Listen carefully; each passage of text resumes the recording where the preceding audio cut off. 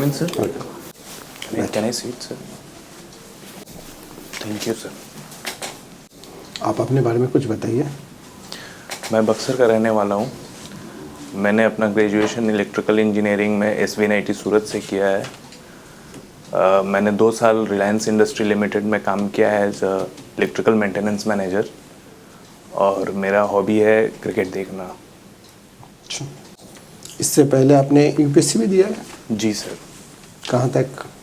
4 attempt दिए हैं total. 4 attempt में इंटरव्यू दिया आपने? मेंस लिखे हैं 4, इंटरव्यू नहीं दिया है सर। 4 बार मेंस लिखा आपने? जी सर। 4 बार प्रीलिम्स लिखा, 4 बार मेंस? जी सर। अभी भी दे रहे हैं? अभी तो इस साल नहीं दे रहे हैं सर। अब अच्छा, क्या हो गया, मतलब क्यों सिलेक्शन नहीं हो रहा है?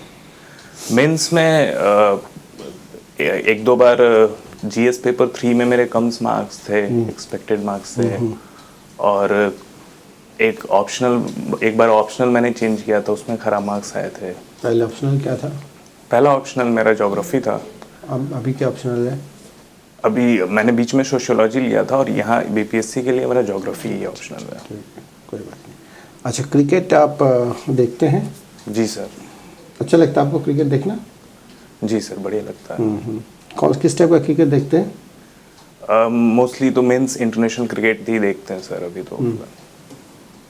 अच्छा, हाल फिलहाल में देखा आपने कोई मैच? वर्ल्ड कप देखा था सर लास्ट। वर्ल्ड कप देखा? जी सर। तो why India lost? I think in final they couldn't handle the burden of expectation of billions of people, and the players couldn't handle the pressure very well, and although they have played really brilliant cricket throughout the tournament, but in final they went into their shell and played a really defensive game. That is the root cause of defeat in final by Australia. अच्छा, ठीक है। आप ये बताएं कि civil services में failure के क्या क्या फैक्टर्स हो सकते हैं? सिविल सर्विसेज में मैंने 4 बार अटेम्प्ट दिए हैं। नहीं, मैं सिविल सर्विसेज के एग्जामिनेशन का बात नहीं कर रहा, मैं कह रहा हूँ एक सिविल सर्वेंट कब कब फेल हो जाता है? सर्विस के दौरान बहुत सारी एक्सपेक्टेशन होते हैं एक पब्लिक सर्वेंट से, उसके बहुत सारे रिस्पॉन्सिबिलिटीज़ होते हैं। कई बार आप कई तरह के डिलेमास खड़े हो जाते हैं, कई बार आपके एथिकल डिलेमास होते हैं, कई बार पॉलिटिकल प्रेशर्स होते हैं। हमारा पॉलिटिकल स्ट्रक्चर्स ऐसे होते हैं कि कई बार इंस्टीट्यूशनल करप्शंस भी उसमें एक रोल है उसका। तो कई बार हम जो हमसे एक्सपेक्ट किया जाता है, जो हमारी रिस्पॉन्सिबिलिटी है बतौर सिविल सर्वेंट, वो फुलफिल नहीं कर पाते हैं। अच्छा, तो इसमें जैसे आपने बोला एथिकल डिलेमास आ जाते हैं, तो ये वन ऑफ दी फैक्टर्स है फेलियर के। क्या होता है, किस वजह से एथिकल डिलेमा के वजह से आपको लगता है कि दे फेल? आई थिंक कई बार ऐसे सिचुएशंस क्रिएट होते हैं जिसमें जो आइडियल पाथ लेना होता है या वहाँ पे, या इनोवेटिव पाथ लेने के लिए भी कई बार हम गलतियाँ कर देते हैं, क्योंकि आप क्रिएटिव पाथ लेंगे तो। नहीं, एथिकल डिलेमा क्या मैं बात कर रहा हूँ। एथिकल डिलेमास डिफरेंट सिचुएशंस में डिफरेंट तरह के हो सकते हैं। कई बार आपको एक एग्जांपल दे के समझाइए। फॉर एग्जांपल, कोई रियल एनेक्डोट नहीं है, मैं क्रिएट कर रहा हूँ एनेक्डोट। जैसे कि कोई पब्लिक ऑफिसर है या इंजीनियर है, गवर्नमेंट इंजीनियर है, उस पे कॉन्ट्रैक्टर जो बहुत पॉलिटिकली कनेक्टेड कॉन्ट्रैक्टर है, वहाँ उनको दबाव डालता है कि एक क्वालिटी का काम नहीं करता, और इंजीनियर ऑब्जेक्शन डालता है कि आपने अच्छे से काम नहीं किया, आपके फंड्स हम नहीं रिलीज करेंगे। लेकिन उसके पॉलिटिकल कनेक्शन होने की वजह से वो इनको थ्रेट करता है, लाइफ थ्रेट करता है, ट्रांसफ़र का ऑर्डर की धमकियाँ देता है। तो उस कंडीशंस में अपने लाइफ थ्रेट्स या अपने फैमिली के वेलफेयर के लिए वो कई बार कंप्रोमाइज़ कर लेता है ऑफिसर्स। आप क्या करेंगे ऐसे सिचुएशन में? ऐसे सिचुएशंस में सर स्टैंडर्ड जो ऑपरेटिंग प्रोसीजर्स होंगे। अगर आपको कोई थ्रेट करे तो?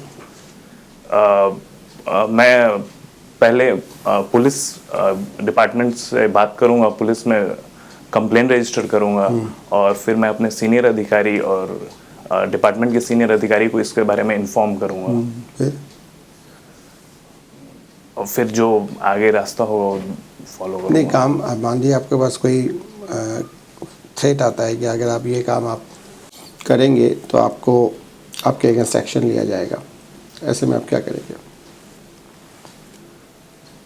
एक्शन ट्रांसफ़र ऑर्डर्स वगैरह का एक्शंस हो के केसेस में मैं अपने डिपार्टमेंट के सीनियर्स और उनको ही लूप में लेके उनसे मैं बात अगर कर सकता डिपार्टमेंट के हूँ। और सीनियर्स भी आपको फोर्स करें तो मान लीजिए उनको भी थ्रेट किया गया है, वो बोलते हैं कि नहीं नहीं आप इस काम को करो जैसे बोला जा रहा है,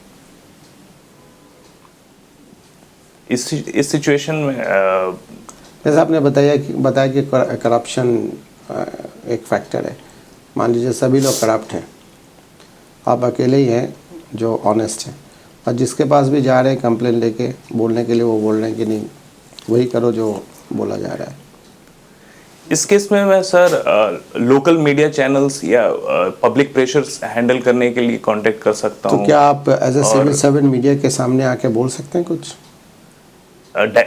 सर पब्लिक प्लेस में नहीं जाके अपने मीडिया के जो मीडिया में कैसे जाएंगे आप? मीडिया में सर मैं डायरेक्टली पब्लिक में नहीं जाऊंगा, उनके थ्रू प्राइवेट में बात करके एक रिपोर्टिंग कर सकते हैं ताकि पब्लिक प्रेशर बने और एक पब्लिक प्रेशर कोई भी करप्शन इंस्टीट्यूशन को डेमोक्रेसी में रोक चेक कर सकता है। ठीक है सर। आप मुझे कुछ मेजर टाइप्स ऑफ क्लाउड्स के बारे में बता सकते हैं?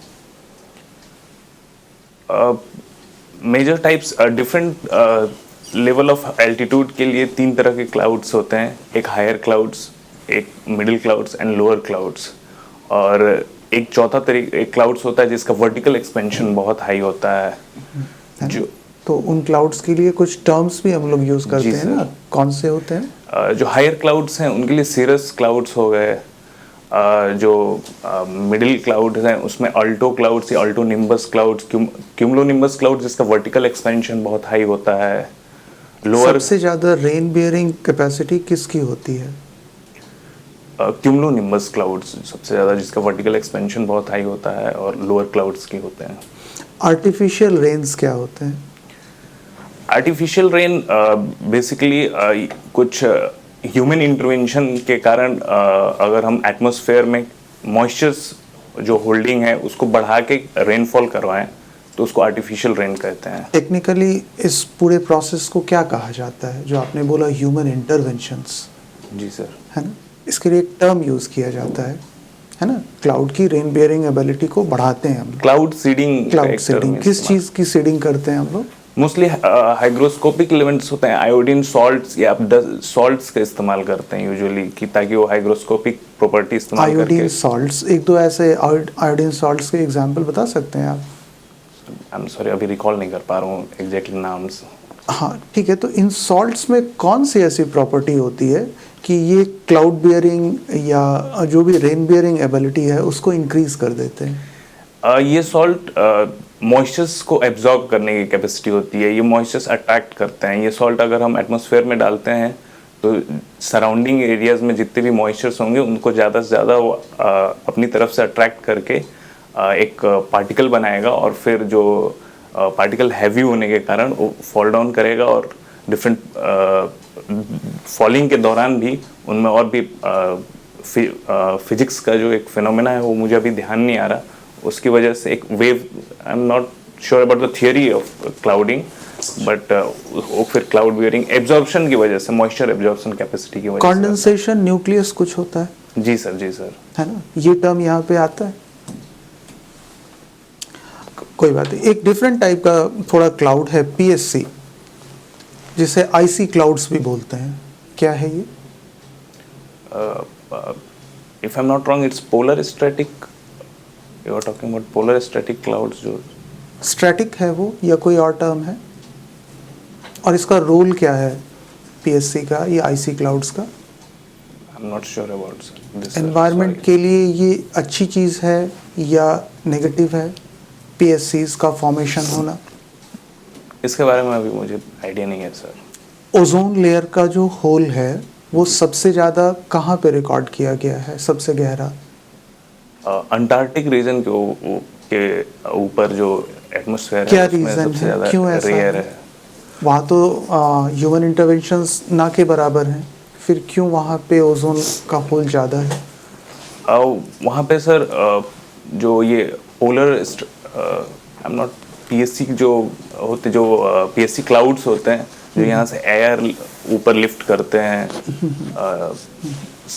बिल्कुल सर्कुलर वे में फॉलो करके वहाँ से रेफाइड करते हैं और जो हमारी ठीक है। आदित्य L1 मिशन हमने लॉन्च किया है और वो अब अपने डेस्टिनेशन पे पहुंच भी गया है, जी सर। है ना? तो ये L1 क्या है इसमें? L1 लैंग्रेंज पॉइंट है बेसिकली। ये वो पॉइंट 4 लैंग्रेंज पॉइंट आइडेंटिफाई किए गए हैं। वो ऐसे पॉइंट हैं जहाँ पे सन का और अर्थ का जो नेट फोर्स है वो बैलेंस्ड रहेगा वहाँ पे अगर हम कोई नेट फोर्स है ना? उसे नेट फोर्स कहें exactly I am forgetting the technical term there. या ग्रेविटेशनल पुल, क्या बोलना चाह रहे हैं आप? नेट ग्रेविटेशनल पुल दोनों का उस पॉइंट पे कैंसल आउट कर जाता है इस। है ना? अच्छा अच्छा, 4 ही L पॉइंट्स हैं, श्योर हैं आप, या 4 से ज़्यादा हैं अर्थ और सन के बीच? L4 ही है सर, L1 अच्छा, L2 ठीक है। L4। अगर मान लेते हैं 4 ही हैं तो उसमें हमने L1 को क्यों सेलेक्ट किया, दूसरे पॉइंट्स को क्यों नहीं सेलेक्ट किया? L1 पॉइंट से सबसे ज़्यादा जो सन का ऑब्जर्वेशन है वहाँ से सबसे ज़्यादा एफिशिएंटली किया जा क्यों? सकता है। हाँ, क्यों? आई am not very sure about the क्यों रीजन। तो उस पॉइंट पे ये फिक्स रहेगा या वहाँ भी किसी ऑर्बिट में रहेगा ये L1 पॉइंट के अराउंड? सब श्योर नहीं हूँ लेकिन फिक्स्ड रहना चाहिए L1 पॉइंट पे। ओके। पीजो इलेक्ट्रिक इफेक्ट क्या है? Piezo electric effect I don't know sir. Bihar government का बिहार कृषि विद्युत संबंधन योजना है, क्या है वो? उसके अंदर रूरल इलेक्ट्रिफिकेशन, हर गांव में बिजली पहुंचाना है और अर्बन एरियाज में पुअर को बिजली पहुंचाना है। ऐसे ही सेंट्रल गवर्नमेंट पे जो सौभाग्य स्कीम का जो प्रावधान था वही चीफ मिनिस्टर फिर इसमें विद्युत कृषि संबंध बट योजना क्या में। जोड़ा गया है? इसमें एग्रीकल्चर फीडर भी अलग प्रोवाइड किया जाएगा और उसको सब्सिडाइज रेट पे तो electricity रूरल provide किया इलेक्ट्रिफिकेशन जो होगा जाएगा। जी सर। तो वो तो अलग चीज़ है, ये कृषि विद्युत संबंधन तो अलग चीज़ है। इसमें स्पेशल क्या है? इसमें जो इरिगेशन जो ट्यूबवेल इरिगेशंस हैं उसमें बढ़ावा देने के लिए और उसमें लगातार इलेक्ट्रिसिटी प्रोवाइड करने के लिए एग्रीकल्चर फील्ड में ट्यूबवेल के लिए बिहार गवर्नमेंट डिफरेंट स्तर के समाज में तना बना है, शेड्यूल कास्ट, शेड्यूल ट्राइब्स वगैरह वगैरह का, डिफरेंट टाइप से उसको सब्सिडी देती है। तो क्या क्या सब्सिडी है डिफरेंट टाइप्स के लिए? इसके बारे में मुझे आइडिया नहीं है सर। आपने क्रिकेट का दिया है ना हॉबी? जी जी सर। डेविड शेफर्ड कौन थे? डेविड शेफर्ड क्रिकेट के अंपायर थे, काफ़ी जाने माने अंपायर थे। कहाँ के? किस कंट्री से बिलोंग करते हैं मुझे याद नहीं है सर। अलीम डार? अलीम डार भी क्रिकेट के अंपायर ही थे, वो पाकिस्तान से बिलोंग करते हैं। एक कंट्रोवर्शियल क्यों हो गए थे? अलीम डार कंट्रोवर्सी के बारे में मुझे आइडिया नहीं है सर। केरी पैकर सर्कस क्या है? नहीं पता है सर। पोस्ट प्रेफरेंस आपका बिहार पुलिस सर्विस है? जी सर। बिहार फाइनेंशियल सर्विसेज है, फिर बिहार एजुकेशन सर्विसेज है। अच्छा, फर्स्ट प्रेफरेंस तो पुलिस सर्विस है ना? जी सर। बिहार गवर्नमेंट का मिशन सुरक्षा क्या है? अभी इसके बारे में नहीं पढ़ा है सर। पॉक्सो एक्ट क्या है? POCSO act prevention of children from sexual harassment and sexual offence. Harassment कहाँ है वहाँ पर? Sexual offence act, POCSO act जो प्रिवेंशन है, क्या है? प्रिवेंशन है। Yes sir. श्योर है? इनेक्टमेंट कब हुआ इसका? 2016 POCSO act 2013-14 after Nirbhaya issues. Actual कभी हुआ होगा ना. 2000 POCSO act, I am not sure about the कभी. इसमें क्या है पॉक्सो एक्ट में?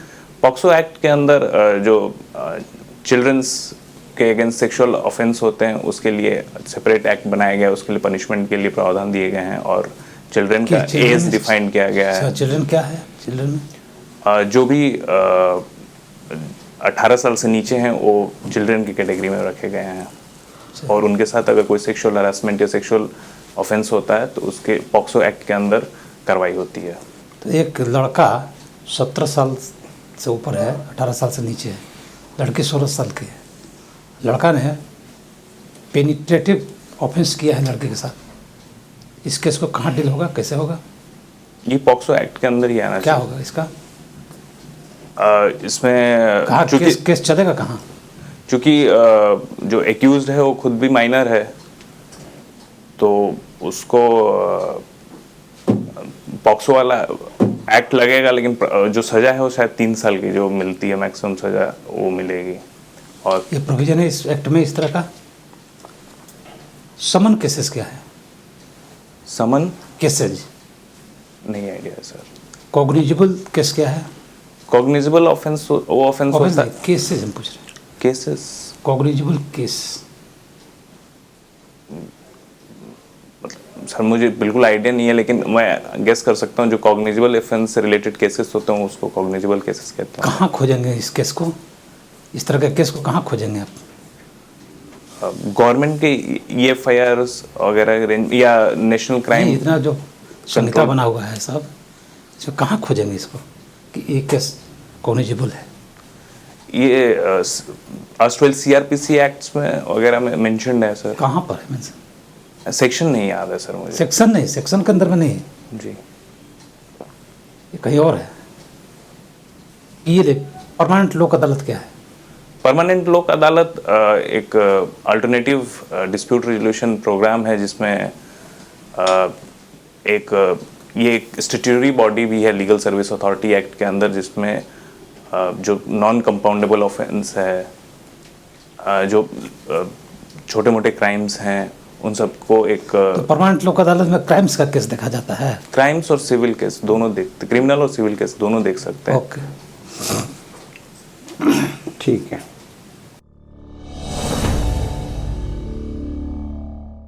ठीक है श्री नारायण, आपका 12 तारीख को इंटरव्यू है. जी सर. ठीक है ना. ओवरऑल परफॉर्मेंस अच्छा है, कॉन्फिडेंटली जाना. कुछ एरियाज है जहाँ पे हम लोग काम कर सकते हैं. ठीक है. एक तो जब आप एंट्री करेंगे एक प्रॉपर एड्रेस होना चाहिए. गुड मॉर्निंग, गुड इवनिंग सुनाई देना चाहिए. मेरे ख्याल से हमें तो नहीं सुनाई दिया. सर एंट्री करते ना, गुड मॉर्निंग सर या गुड इवनिंग जो भी है उस समय के हिसाब से. हैंड प्लेसमेंट ना ऐसे नहीं, it should be like this. हाँ ये ठीक. और पैर थोड़ा सा वो रहेगा. हाँ ये ठीक. ड्रेस तो डेफिनेटली आपका चेंज हो जाएगा, फॉर्मल में आ जाएगा. नेम और डिस्ट्रिक्ट अगर इंट्रोडक्शन में अगर जैसे अगर इंट्रोडक्शन पूछते हैं तो अवॉइड करना, बताना नहीं. अच्छा. नेम, डिस्ट्रिक्ट, कास्ट ये सब अवॉइड करता है यहाँ पे. ठीक है. हैंड मूवमेंट भी थोड़ा सा हुआ है जब आप एक्सप्लेन कर रहे थे ज्योग्राफी के. इसको भी जितना हो सके रिड्यूस कर देना है. 0 अगर होगा तो बेटर है ना.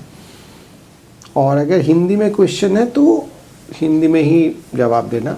हिंदी इंग्लिश मिक्स मत करना. ठीक है ना. देख लेना आप वहाँ पे किस टाइप के क्वेश्चन पूछे. अगर इंग्लिश में पूछे तो इंग्लिश में बताना, हिंदी में पूछे तो हिंदी में बताना. ठीक है. और जैसे कुछ ऐसे क्वेश्चन, जैसे सर का क्वेश्चन था कि पीजो इलेक्ट्रिक इफेक्ट, तो ये सेंटेंस ऐसे ना बोल के जैसे आई डोंट नो सर, इससे बेटर होगा कि sorry sir I don't know, I read about it. थोड़ा सा पोलाइटनेस के साथ बोलना है. पॉक्सो एक्ट के बारे में नॉलेज नहीं है बेसिकली, है ना. तो इसको थोड़ा सा या तो आप पढ़ लेना, और अगर यहाँ वहाँ क्वेश्चन आता है तो अटेम्प्ट मत करना. अगर अटेम्प्ट करने का इच्छा है तो उनसे पूछ लेना कि sir I have got very limited knowledge, आप परमिशन देंगे तो मैं कुछ बोलूँगा. इससे उनको बुरा नहीं लगेगा. अगर गलत भी हो जाएगा तो बुरा नहीं लगेगा, क्योंकि यहाँ पे आपके पास नॉलेज नहीं था. ठीक है. और परमानेंट लोक अदालत थोड़ा सा रीड करना पड़ेगा, वो नहीं है जो आप बोल रहे थे, है ना. पब्लिक यूटिलिटी से लिंक्ड जो इश्यूज़ है वो परमानेंट लोक अदालत में डील होता है. क्रिमिनल केसेस वगैरह नहीं है. ठीक है. ओवरऑल परफॉर्मेंस ठीक है, घबराना नहीं है आपको, आप कॉन्फिडेंटली जाना, आपका अच्छा होगा, क्योंकि आपने यूपीएससी में भी 4 बार आपने मेंस लिखा है, you are a good candidate.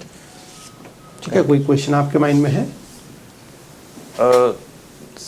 Sir जैसे कोई जवाब क्वेश्चन पूछा गया और उसका आंसर बहुत श्योर नहीं है, लेकिन वैसा है तो उसको वही मैं बोल स्ट्रेट फॉरवर्ड नो बोलना है, सॉरी बोलना है? कई बार होता है ना कि जैसे आपको खुद ही नहीं पता कि कितना सही है कितना गलत है, या जितना है वो सफिशिएंट है या नहीं है, तो उनको बोल देना, बोर्ड मेंबर्स चेयरमैन को बता देना कि इसमें मेरा नॉलेज कम है, अगर आप परमिशन देंगे तो मैं कुछ बोलूँगा। तो इससे क्या होगा कि मान लीजिए अगर आप सही है तो भी वो आगे नहीं बढ़ेंगे, क्योंकि आपने बोली नहीं इससे ज़्यादा आता नहीं है, और गलत भी हो जाएंगे तो वो माइंड नहीं करेंगे। नहीं तो क्या होगा कि अगर आप बोलेंगे और वो गलत निकलेगा, फिर उनको लगेगा कि आप उनको ब्लफ दे रहे हैं, झूठ बोल रहे हैं आप, है ना, तो गलत होगा वो। ठीक है, और जहाँ आता है वो तो कॉन्फिडेंटली बोल देना है, जहाँ बिल्कुल ही नहीं पता आपको पता ही है कि बिल्कुल नहीं पता, वहाँ पे सॉरी बोल देना है। तीसरा वाला केस जो आप बोल रहे हैं कि आपको खुद ही आप श्योर नहीं है कि कितना सही है कितना गलत है, उसमें परमिशन ले लेना। ओके ओके, ठीक है, थैंक यू सर।